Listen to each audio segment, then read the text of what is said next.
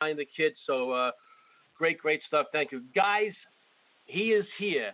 I see my next guest on the line, and the goosebumps just starting.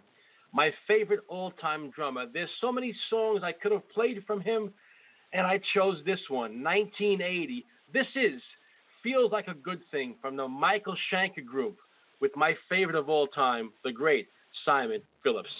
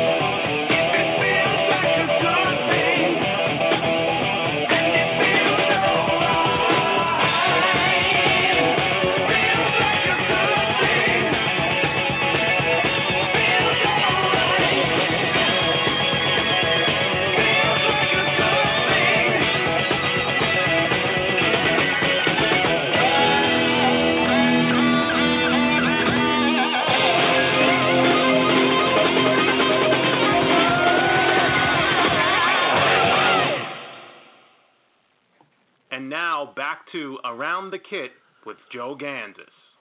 Guys, we are back, 646-787-8027. Just a tremendous song from this tremendous, legendary artist. It gives me great pleasure to welcome to Around the Kit the immortal Simon Phillips. Simon, Joe Gansas, Around the Kit. What's up, brother? Hey, how you doing? Simon, I am pumped up. I've been doing this. I've interviewed 130 drummers, and you are my all-time favorite. People know that, and I can't thank you enough for giving me some of your time, brother. How you doing tonight? Well, thank you. Well, first of all, humble apologies for being a bit late.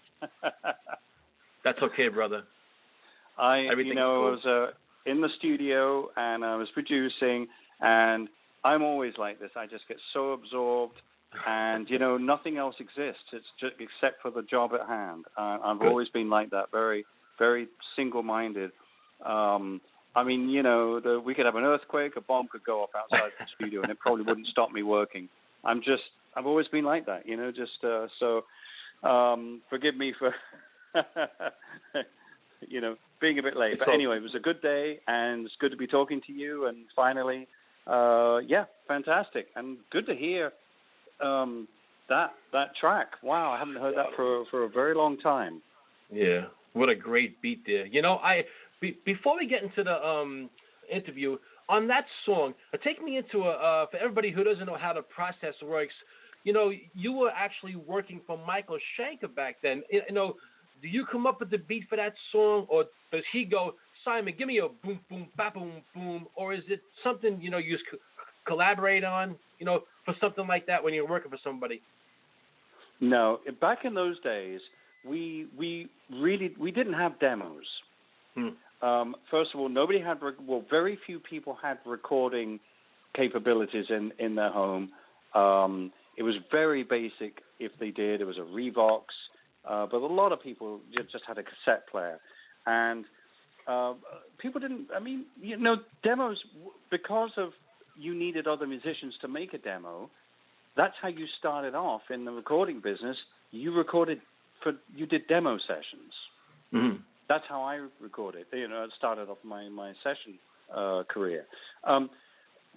With Michael, it was basically him and Gary and me and Mo Foster, and he just starts playing the song on his guitar. Nice. And whatever he's playing will just spark off an idea, and I would come up with the beat and whatever would happen from there. Nice. Just great stuff. Guys, we're talking to the great Simon Phillips. It's just an honor to talk to him. I want to go back a little bit. You were born in the late 50s. It says 3 years old, and it sounds like you were like most of our kids, hitting pots and pans in an early life. But later on, I think 12 years old, you started playing with your father, Sid Simmons, who was a clarinet, a piano player, mostly a clarinet player. How was that, playing in a band with your father, the Dixieland band back then, and what was going on with a young Simon Phillips? Well, it was an interesting scenario. His style of music was basically pre-war. It was 30s swing, really. Right. Dixieland gives a slightly wrong impression because Dixieland gives you the idea that it's fairly free-form, but with a trumpet, trombone, and clarinet, But these were actually very tight arrangements. Everything was written out. So I would say it was more of a swing Dixieland dance band. Mm-hmm. His arranging skills were very interesting because when people heard the band on record, and then when the band turned up for the gig, the promoter or whoever, would say, well, where's the rest of the band? And I said, this is the band. And they said, well, it sounds much bigger. He said, well, that's just, that's a way of arranging to make it sound bigger, You had to do that back then because you couldn't, in the 50s in England, things were very tight after the war. You couldn't afford to run a big band. I mean, even in the States in the 60s, it was very difficult to run a big band. I mean, Buddy Rich could have told you many stories about that. So you had to make do with your orchestration skills to make the band sound the way you wanted it. If you wanted it to sound like a big band, it's a question of, very careful orchestration and voicing to make it work. But stylistically, it was real 30s. Now, in the late 60s, he was having a terrible time finding a drummer that could play that style. And he would come home from, 4 a.m., bitching and moaning to my mom, saying, bloody drummer couldn't play, because they're trying to play post-bop probably, which is just the wrong style. And my mom said to him, you've got a perfectly good drummer here. Use him. And he said, he's 12 years old. What are you talking about? But and I was, obviously, 12 years old, very inexperienced, but I've been playing already quite a long time. But the one thing I had was I played the style. I knew how to play that style because I grew up playing it. And, much to the rest of the band being very patient with me, dynamics, I'm playing as loud as I can. I didn't even know about dynamics, But the thing was, it was very raw, very basic, but the groove was there. And that's what my dad wanted. And so in 1969, September, I don't remember the date, but sometime in September was my first gig with the band. And that was it. I was the drummer of the band for the next 4 years. Great stuff. You studied with a gentleman by the name of Max Abrams. And although he didn't teach you a lot about drumming, mostly reading, I know he had a bit of a harsh style. Do you think the style of a Max Abrams was actually a good thing for you in a way because, he didn't make things easy, so he was a little tough on you. Do you think that helped you in your career to always be, tough and professional? Yeah, ask Phil Collins. I think he went to Max too. I mean, in England, in London, Max was the guy. Max played with my dad back in, I think he played with him before the war too. But certainly post-war in the 50s, Max was his drummer for a while. Max taught from the position of a band leader, not a drum teacher. He taught you how to read music. And he would have a little tape recorder. He'd have a music stand and a chart, and his old Premier drum kit, which had mold growing out of it, And then he'd start the tape machine and go, there you go. And then he'd go downstairs and read the paper. If you stopped playing, he'd run upstairs. Why did you stop? And you said, well, because I can't read this. Well, he said, well, you should be able to. But I'm here because you're teaching me. You know what I mean? And that was his. It was an interesting way to learn, but I tell you what, it kind of worked. He was very respected, and people, certainly at my age, you were kind of frightened of him, But that's not so bad. He gave you a real band leader type tuition, which was very, very valuable. And it really kind of got your reading brushed up in terms of reading charts. Reading exercises out of a book is totally different, and I'm still no good at doing that. But reading a chart, a real chart that has to do with music, it was a great way to learn. It was fantastic. Great stuff. Guys, we're talking to the great Simon Phillips. Later on, I like to always ask my guests, if there was one, I don't want to say a game changer, but that one big break, was that in '76, with Phil Manzanera and Brian Eno on the 801 live recording? Was that one of those, those vital points in your career at an early stage? Oh, there were a lot of vital points. I mean, I would say the first vital point for me was in 1973. My father passed away very, very suddenly, and I was left basically with a band, with a 9-piece band, with a load of dates booked, but without the clarinet player. And his style and his tone was very different to everybody else's. The only person that was like him stylistically and tonally was Artie Shaw. And in fact, he knew Artie, and he knew Benny Goodman and Artie Shaw anyway, back before the war when he was in New York in 1937, had a radio show there, was writing for Paul Whiteman, actually, arranging. And I just thought, who's going to play his part? It's just not going to sound the same. So I, with the trumpet player at that time, Al Winnett, I said, I don't think we should carry on. I think this should be the end of the band. And, I was very young. I wanted to get into playing rock and roll, but I was still a purist. I always have been and always was. And I said, it's just not going to be the same. And I don't want to. I don't want to hear this music played by someone else. So I'd rather just let's disband the band. So we did do that, and I basically put myself out of work. I was still at school, but not very much. And I needed a gig. I did a few gigs with some other band leaders in that kind of dance band thing, but it was just awful. I hated it. But it was a great experience. That was, I had to get somebody to drive me to the gigs because I couldn't drive. I mean, I could, but I wasn't allowed to legally. Right. Legal driving age in England is 17. So, and then I was out of work. I actually went to work in an electronic shop, hi-fi store, putting hi-fi systems together. Oh, and selling the old washing machine. And then suddenly I got the chance of doing an audition for the West End version of Jesus Christ Superstar. Yep. Thanks to a piano player that used to play with my dad. His name is David Cullen, and I actually saw him earlier this year when I played Ronnie Scott's. Hadn't seen him for like 40 years. And he was the person that basically is responsible for where I am now, because he got me that audition. I did the audition, and I got the gig. And to me, that was the first big break, because suddenly I was in more of a rock and roll setting, even though it was Jesus Christ Superstar and theater.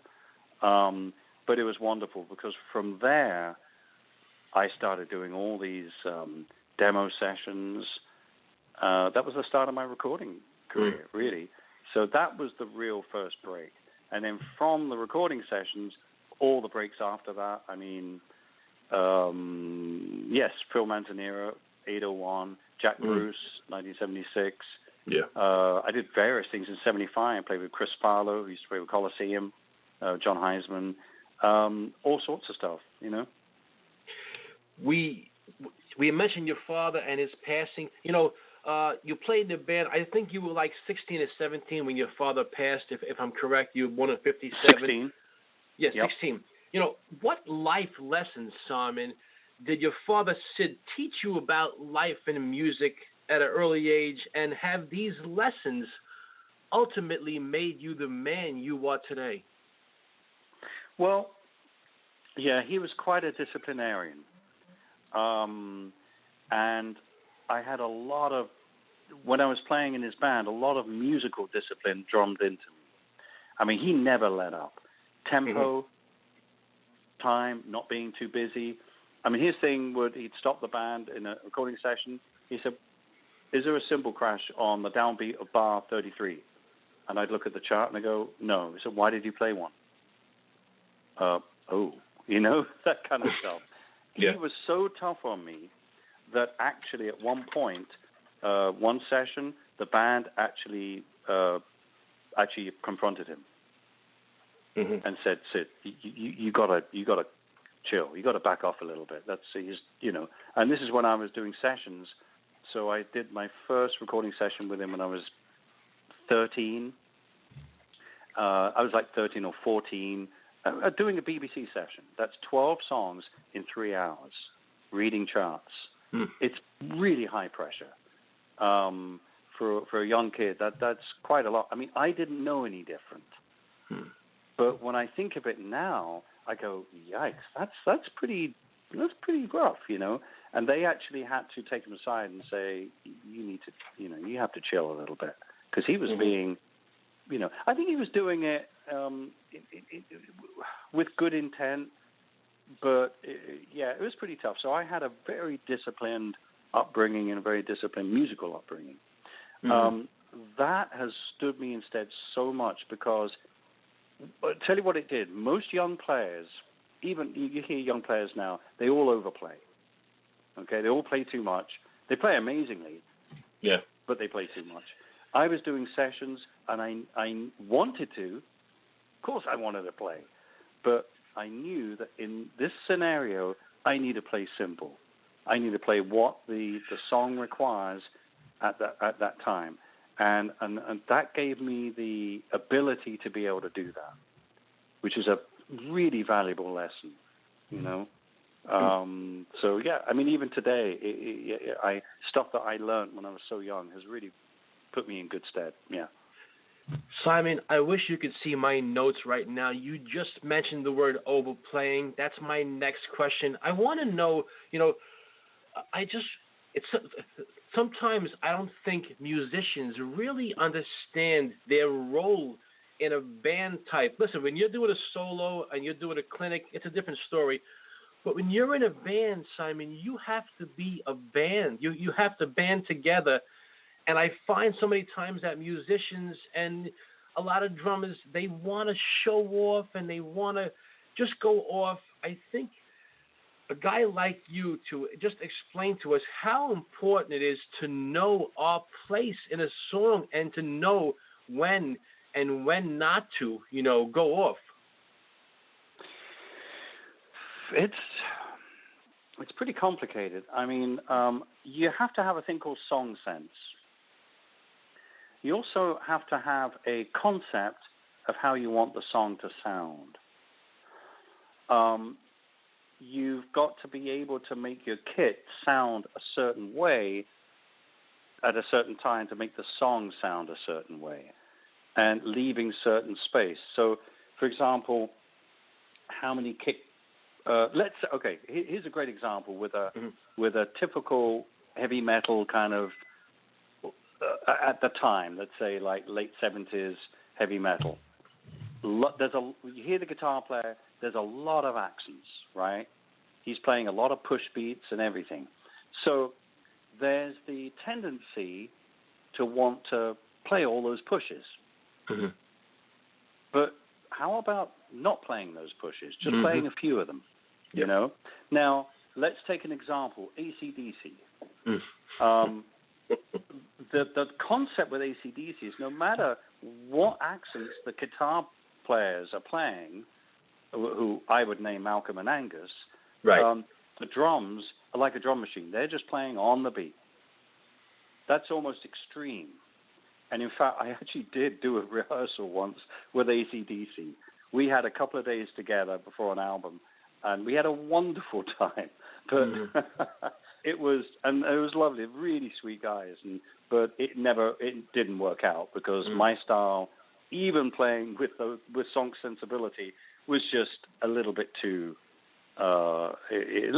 different where we were coming from. But still, a very valuable lesson. That's the question: is how much are you going to pick up in terms of pushing those accents, and how much you're going to lay out and let the guitars take it. And that's part of what this is all about. It's all about song sense. You've got to try to envisage what that song sounds sitting in the audience or sitting in the control room. That's the thing. And it's very hard to do that. If you, recording is a passion for me. Records and sound of records is a passion. So even when I'm playing the kit, I'm thinking of how is this record going to sound? Do you see what I mean? Absolutely. So you have to have that kind of vision and that concept. If you're just concentrating as a drummer, it's not going to work, and the producer's going to have to sit with you and say, try this, try that, that kind of stuff. I don't know how you learn that. I mean, I learned that because of the disciplined upbringing of my dad and playing a part, which was very simple, not playing anything that wasn't written, basically, but it worked in the outcome. You know what I mean? Absolutely, and I was just going to bring up AC/DC. It's like you read my mind. We talk about Phil Rudd so much and his pocket, and, I don't like when we compare drummers. We say this guy is better than this guy. I think it's foolish. I really do. Mm-hmm. The best person someone thinks as a drummer is what that person thinks. We all have different tastes. So when if we say, oh, Simon Phillips is better than Phil Rudd, wait a second. That's your opinion. It could be true, but I think what Phil Rudd does in AC/DC is just perfect for that band. And what you said, it's what works for that band, Yeah, absolutely. And what works for the song, too. Yeah. That's what makes a great musician is how they play the song. That's what it's all about. And music is not a competition. Mm-hmm. It's not a sport. That's the thing that, we tend to be. Everything is very extreme these days. Yeah. And you look at YouTube, and it's all extreme drumming. And frankly, that doesn't mean very much, It's very clever, and it's very entertaining. But when it comes to music, that's a whole different thing. It's not music.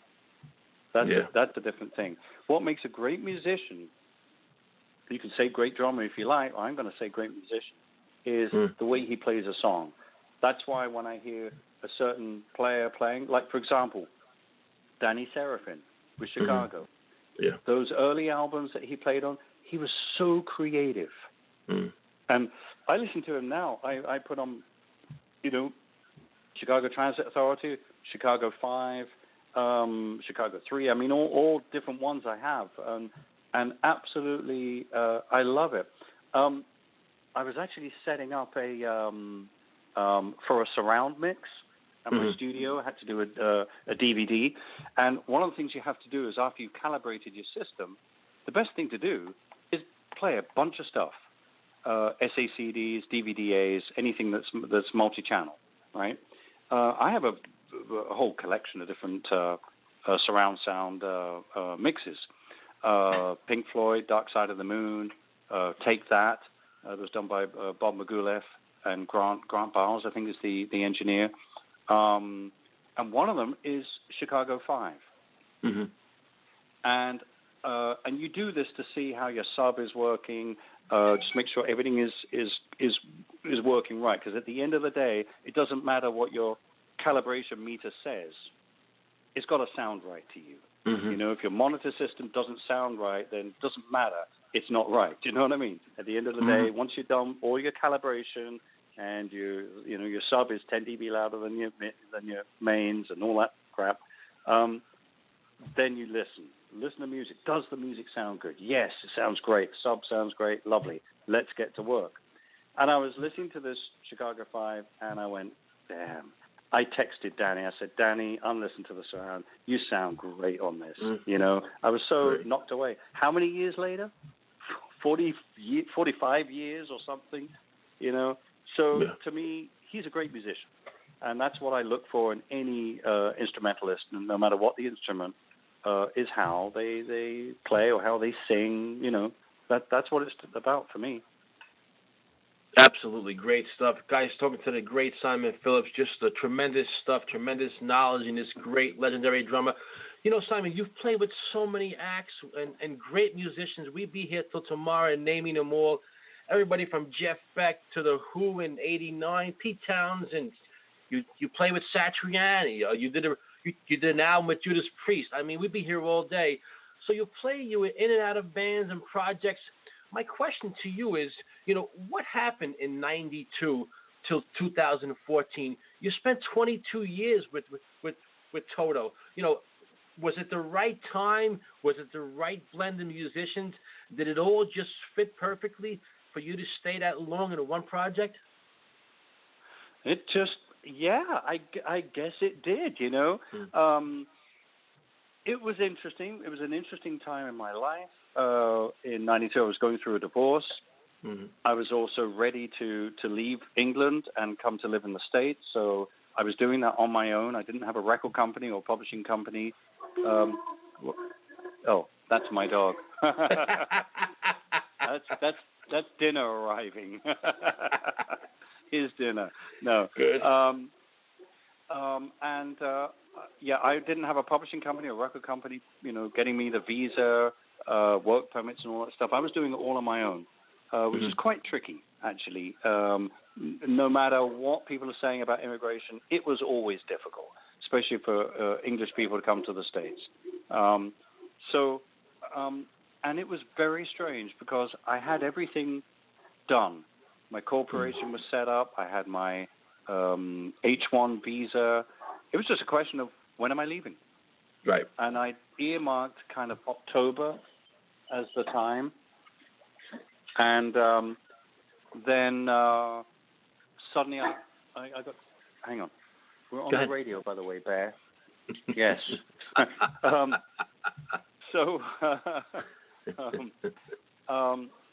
And then I got a call from Steve Lukather. And he said, Bear, shush. There's about... How many people are listening to this program? Right now? About 1,000. About 1,000. Okay, well, 1,000. So, Bear, there's 1,000 people listening to your part. Apologies to everybody. Okay, so... I mean, it was a very unexpected question. Would you come and do this tour with us? Yeah. And I went, whoa, okay, let me think about that. Well, first I sat down and went, Toto? Me? Really? Mm.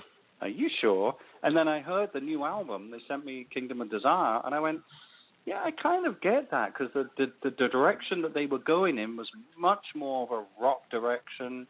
It was a 4-piece band then with a couple of other people for the live shows. I went, oh, okay, I get it. Right. And that was it. And it kind of sped up my process of coming to LA from England. But I was going to go there anyway. It was a coincidence. And about 3 weeks into the tour, I think Mike Porcaro was the first person. He said, so are you going to stay with us? Are you going to join us? And I went, wow, are you seriously thinking of carrying on? He said, yeah, I think so. I went, wow. And then we finished the tour, went really, really well. In the beginning of the year, 1993, they sat down and said, well, do you want to join the band? And I said, you know what? I've spent all my career basically trying to join a band. Right. And the bands have usually split up before we've even played the first note, especially in the 80s. You wouldn't believe with the bands that I was part of. It was hilarious, actually. But think of any bands that have P in it. Yes, yes. And, I said, maybe this is the right time. I've left England. I'm now in Los Angeles. Do I want to be a session guy? I've been a session guy since I was 16. No, not really. Not anymore. I think I want to be part of a band. I think I want to be part of a business, a partner in the business, and hopefully utilize all my talents, not just my playing, but my producing, engineering, all that kind of stuff, songwriting, which, of course, the band really didn't know about.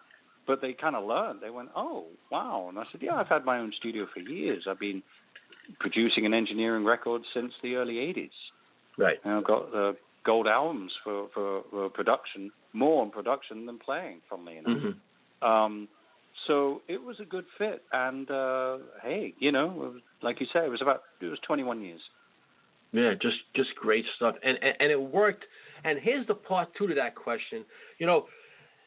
If you could do it all over again, Simon, you could do your career over, would you, because you just pretty much almost, said what you want to do, would you choose the same path and play with everybody under the sun and do these sessions, or would you want to be in that one band that's the best band in the world? No, I wouldn't do anything differently. Mm-hmm. Right, good. I just would. The only thing that I think is very sad right now is the way the business has changed. Mm-hmm. And for me, what I realized was, most people know me as a drummer. And I love drums, I love playing drums, but my passion is making records. Mm-hmm. It always has been. I've been playing around with tape machines since I was 3 years old. When people, they come to my studio and they see me engineering. They don't realize I've been doing this since I was a kid. I recorded stereo drums when I was about 8 years old on a stereo machine my mom had. She was way into hi-fi audio and tape machines. So I was bouncing from one machine to another when I was a child. I loved it. Loved playing around with that. Loved recordings. Loved sounds. I used to buy records just because of the sound. I'd buy a Shirley Bassey record. Love her. Yeah. Percy Faith, just because I loved the way those records sounded. The sound of those Quincy Jones records. You can hear the drums spilling onto the strings and the brass.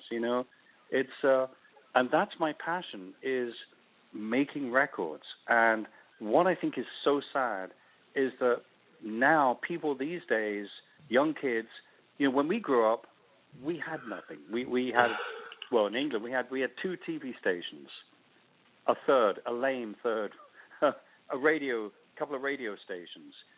And at midnight, everything stopped. So you had to play records. But it's changed. Everybody just listens to their iPhone and with ear pods, Yes. Earbuds. And to me, it's so sad that the recording business has just kind of gone. It's become a whole different kind of business. And that to me, I wish hadn't happened. I wish that would change. But I wouldn't change anything in terms of my career, no. Great, Simon. You brought up the recording industry. You know, I've done a lot of recording. I recorded last year, my last recording, and you know, we have a new thing out. It's called copy and paste, which I despise, Simon, because you know what? It really I got goosebumps right now just thinking about these two words. How we have to, you know, you could be a drummer and you could do a great double bass fill. Oh, you can't do it again? No problem. We'll put it at the end of the song. I think it's just sending the wrong message, Simon, because you eventually want to get out there and convey yourself live. I did a session where I did 2 takes, and the engineer goes, "It's okay, I'll just copy and paste." I said, No, I'm doing it again. And I got it right on the 3rd take. I think it's just sending a bad message, the copy and paste, because people have to get out there and actually play these songs live. What's going to happen then, you know? Well, there's, I mean, well, that's a long topic. The problem is that a lot of young musicians are not getting the kind of training in the studio of how to play in the studio. Yeah. That's the problem. You know, I don't even know how musicians get studio experience because there's so few sessions, you know. We used to have so many because, like I said, in order to make a demo, you had to hire musicians. But nowadays, everybody's got demo capabilities. Now everybody's got master capabilities. But it's that learning how to play in the studio. You know, I embrace all the modern technology. I'm a big Pro Tools guy, and I can whiz around Pro Tools editing stuff together. I mean, I can really get into it if I need to. But at the end of the day, I always want the music to sound organic and human. So, you know, I use my ears. I don't look at the grid. I use my ears all the time. You know, I don't when I'm editing. I don't use a click. I just use groove. You know, I just hear what the band is doing, and I'll edit stuff, and that's all fine. It's a tool. That's all it is. But if you want your music to sound good in the end and have a groove and a feel and something that gets across, then you've got to know when to stop with the perfection. That's basically what it is. Yeah, I mean, years ago in the 80s, we used to punch in. People who don't know what that means, you would actually get to a certain part of the song and you would punch in your part. You'd play the part. Now you don't have to play the part. I think it drives me nuts, Simon. And it's all about money today. And what these producers and these record people are doing is they're getting a young person and just getting them out there just to make money. And it's just sad in my eyes. Yeah. It is. No, I totally agree. It is sad, but that doesn't mean we all have to abide by it. You know, we can still make the records that we want to make, and make them sound organic and human. You know, that's really important. Simon Phillips, 40 years at Tama. 40 years. Besides the gear, the drums, what makes Tama behind the scenes, the people there are so special to you and the connection over these years? Well, I think that's what it is. It's a relationship. You know, I mean, obviously there's a lot of people that have come and gone, but I know all those guys in Japan I've known for years. I mean, it's amazing. I've seen those guys go gray. Right. They have gray hair like I do. You know, it's pretty amazing. I think the other thing about sticking with a company is things change. Everything is cyclic. Nothing is great all the time. It's like any relationship. And we've had some certain eras, parts where things were not good, and you know, but it was never, for me, it was never bad enough to want to leave. Also, the other thing was I still feel incredibly privileged to be given drums.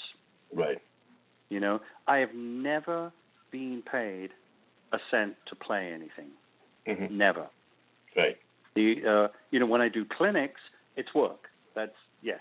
But in terms of being paid a fee for, would you play this? We'll pay you, whatever. Never. So that's why I've been with Tama, Zildjian, Remo, and Promark for all this time. And you just have to kind of take the rough with the smooth when things are not working out. You just kind of, okay, I've still got some, great sounding drums, and and they get me a kit wherever I need it, which is pretty damn good, And then suddenly something comes around, and suddenly they make a brand new series of drums, and they're amazing. I just got these new series of Star drums, and when you get kind of to my age and the length of time I've been in this, you could be fairly cynical about a new set of drums. Well, how can they sound any better than what I've got? It's and I always it comes on me. I always think, well, it's me that I've got to make them sound better. If it's not sounding right, it's not the drum's fault. There's something I'm doing that's not right. I always think that. Unless I'm trying to tune something up and the drum's just not working, then that's a different thing. And when these new Star drums came in, I tuned them up and I went, okay. And then I did a session with them, and I went, damn, actually, they really sound beautiful. That's a pretty amazing drum kit, So they've been fantastic. Hey, I just consider myself extremely lucky to have been given the endorsement, the endorsement chance. Let's say I'm the one that endorses, and the fact that they've always been there and very supportive. I think that's amazing. Great stuff, Simon. I got two more before I let you go, and I can't thank you once again. Okay. I was just talking about your drum style and the sound of your drums. They are always, every drum you play these days, they always sound pristine. Take me into the process for a couple of minutes, of what goes on there. Is that mostly you all the time? Do you have any help with that? Because your drums always sound amazing. God. Well, no, I mean, it's me, obviously. Right. I mean, attention to detail. I mean, I've been tuning drums for a very long time. I've also really worked, in the early days, I really worked hard at how do I get this kit to sound, or these drums to sound good on this record. And I used to listen to a lot of records, and I used to like certain sounds and not like other sounds, and I would experiment. I would just experiment. And I realized that back in the early 70s, we were very worried about ring. Everything was ringing, I remember a session I did at Secret Sound in New York. I was rehearsing with Al Di Meola, 1982. Anthony Jackson was on bass, and he said, hey, would you come do a session with me tomorrow? I went, sure. Where is it? Blah, blah, blah. So he said, they've got a drum kit there and everything. And I went, great, okay. So I think I just took my sticks along, and I said, I'll just play what's there, Right. So I turn up and say hello, and Leon Pendavis is producing. George Verdanius is playing guitar. And I go out and I start, putting this drum kit there, and I go, oh, you've got to be kidding me. Really? I said, I'm sorry. I got to have new heads. These heads are so old, and all this tape on them. This is just terrible. I said, please go out and get new heads. And they went, oh, okay. So they went out and they got new heads. In the meantime, I ripped all the gaffer tape off, took the top heads off. The bottoms were okay. They came back with the new heads, and I tuned the whole thing up. No damping. The first thing the engineer did was he had to turn down all his mic gains because the drums were so much louder. Now, without getting too technical, if you can do that, then this thing of isolation and spill becomes it's not important anymore, because the microphone, you've turned the mic amp down, so it's not picking up so much. So therefore, it's not picking up so much ring. It's all balance. It's all about balance. And that's why when you prepare your instrument, no matter what the instrument is, it's got to, those cymbals and those drums have to be part of the same kit. I find a lot of drummers choose cymbals which are way too loud, way too heavy for the drums. And there's a mistake already, because if you put a microphone over the top of the drum kit, it's going to be cymbal heavy, and you're not going to hear the tom-toms. Mm-hmm. So it's very easy for the toms to get lost, so you have to make them live. You have to tune them up. Don't be afraid. Let them ring. Because if the ring is all conforming and they're all at the same level, it's going to sound fine. You see what I mean? But it takes, absolutely. I know it takes a long time to get to that stage. But I had a drummer actually come in my studio just recently, and I was getting a sound. I was engineering, and I noticed that his the floor toms were like a little bit distant. They weren't really working. I went out and I see he'd actually put a little bit of damping on the heads. I said, take that damping off. And then I heard his show. I said, tune them up a bit. Let them ring. He said, I thought that would be too much. I said, nah, I'll tell you if it's too much. Let's let them ring, you know? And, of course, suddenly the tone came back, and he went, wow, I didn't realize I can get away with this. I said, yes, you can, as long it's all in proportion. And you have to treat your drum kit like a piano. You know, when you run up from middle C and run up 3 octaves, octave number 2 isn't suddenly louder than your first octave that you played, right? Mm-hmm. Because that's called voicing. When you voice a piano, you voice all the notes so they have the same volume. If a piano wasn't voiced properly, it would sound awful, because suddenly you'd hit C, D, and then the E would be really loud, and then the F would be really quiet. You see what I mean? Mm-hmm. And then the G would be loud again, and the A. It's about voicing. So you have to use this concept with a drum kit. It is not separate instruments, which everybody seems to think of, a lot of engineers. It's an instrument. It's all part of the same thing, and it's all got to work, you know. And that was the beautiful thing about Tony Williams, his tuning even. He would tune specific tones for each drum. It was a kit. It was an instrument, and you could put one microphone over the top, and it would just sound great. Mm-hmm. That's Simon, the concept. Absolutely.